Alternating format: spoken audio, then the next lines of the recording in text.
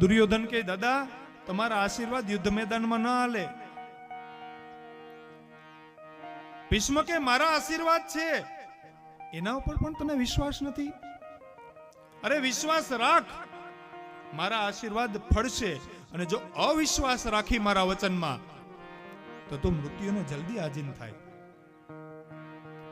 દુર્યોધન કે મને વિશ્વાસ નથી. એક કામ કર, તારી પત્ની ભાનુમતી છે ને, એ ભાનુમતીને કહેજે કે આજે યુદ્ધ પૂરું થાય એટલે સંધ્યા ટાણે મારી શિબિરમાં આવે.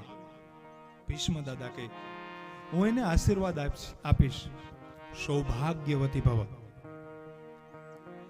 અને હું આશીર્વાદ આપીશ ને એટલે પછી હવે તને ભાનુમતી ઉપર તો વિશ્વાસ રહેશે ને?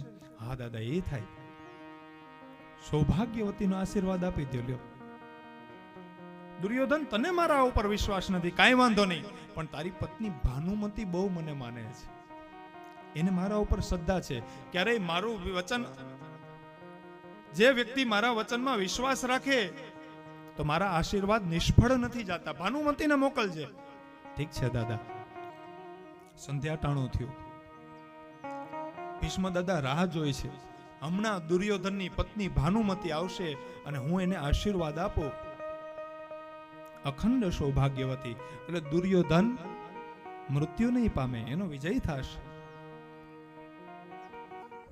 પણ આ વાત શ્રી કૃષ્ણથી છાની ન રહી.